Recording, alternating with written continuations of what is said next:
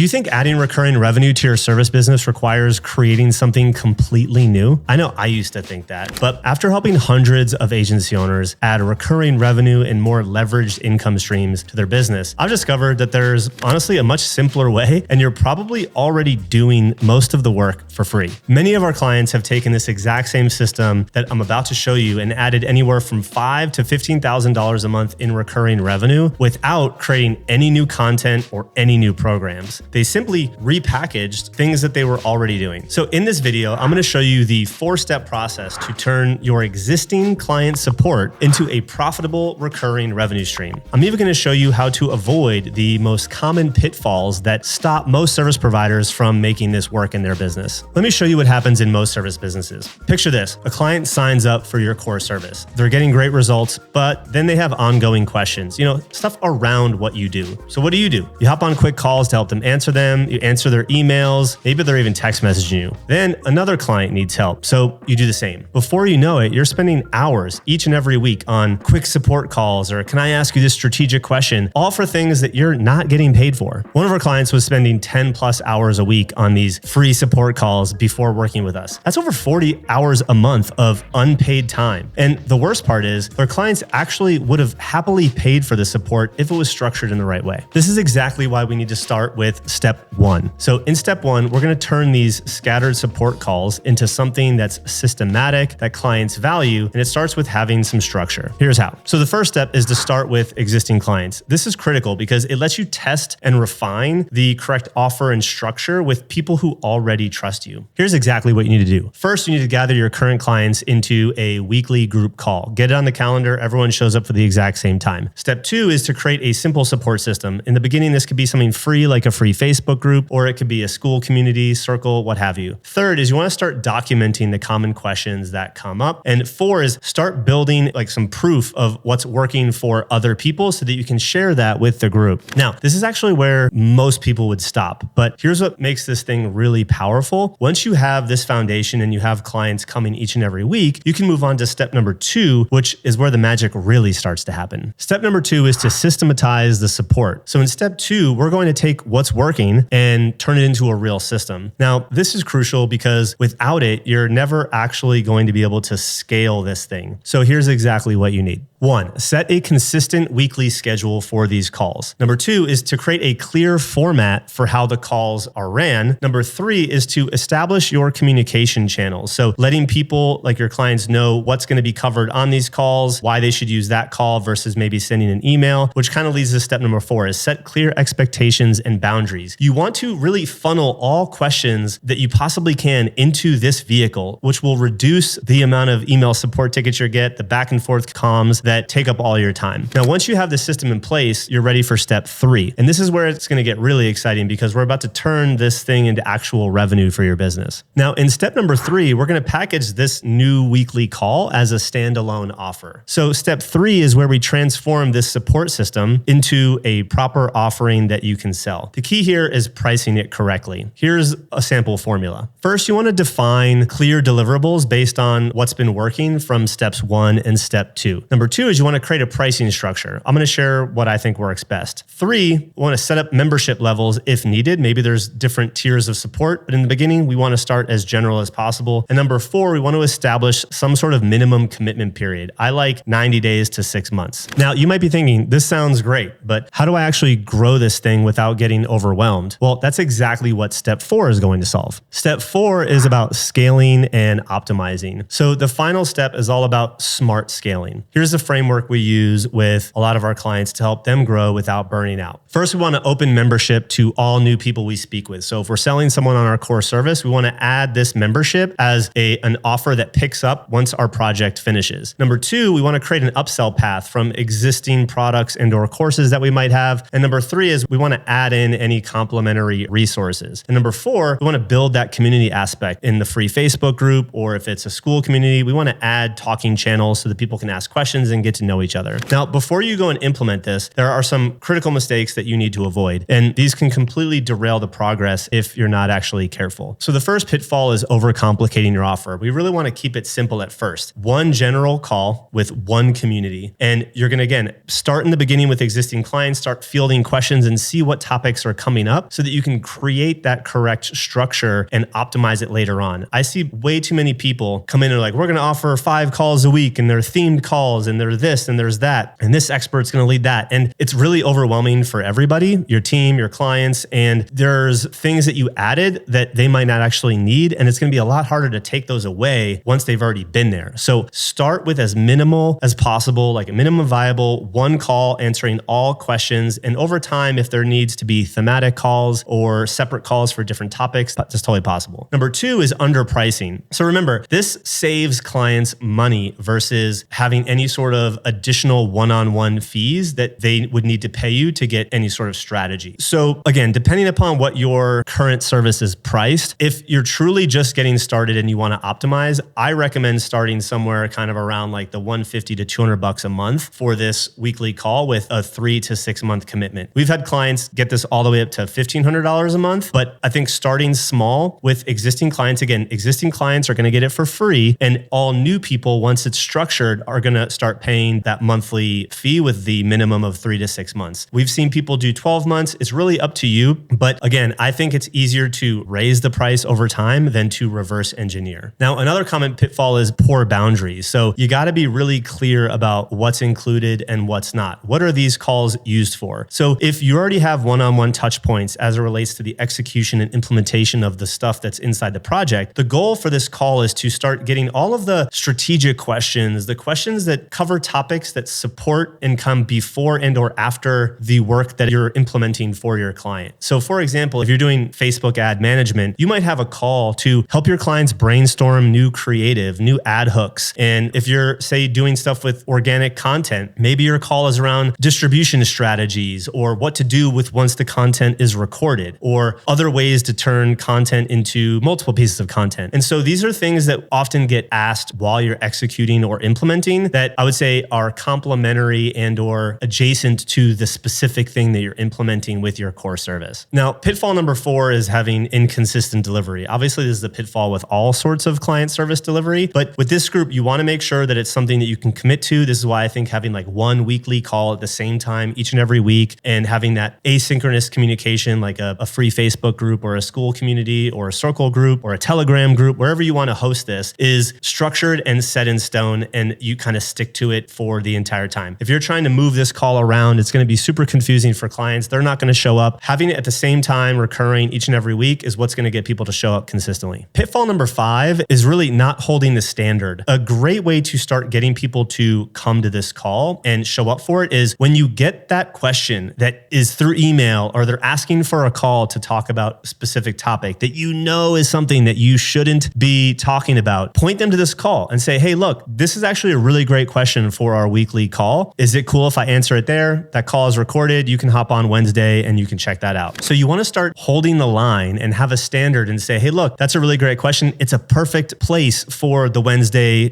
community call. So I'm going to answer that there. I look forward to seeing you there. You start pointing those specific types of questions to this call, and I can almost guarantee you that you will start to see a reduction in kind of those ancillary one-off just-in-time questions that they want to ask you that are starting to pull you out of your flow when you're trying to grow your own business and feeling like you always need to be on call. So that's the 4-step process for taking your existing free support, turning it into a systemized structure that not only is something you can monetize with new clients in the future and add recurring revenue, but you're also going to see it decrease the amount of support volume that has you kind of hopping back and forth trying to answer clients and like being always available. Now, if you're looking for more ways to monetize your expertise and take things that you already are doing, possibly files that are already on your Google Drive, and turn that into new income streams that can be delivered without you or with very little fulfillment, then I want to invite you to hop into our free community called the Alt Agency Basecamp. There's a link in the description below. It's for agency owners and service providers that are looking to blaze a new trail and kind of find new and creative ways to monetize their expertise without having to just always get more clients and hire more people. So can't wait to see you in the community. We can talk more about this video in the community thread there. Hop in the description and check it out. And if you're really curious about what your business could look like if you had multiple income streams and you didn't always rely on getting that next custom service retainer, go ahead and watch this video because I break down our entire business model, which we call the Alt Agency model.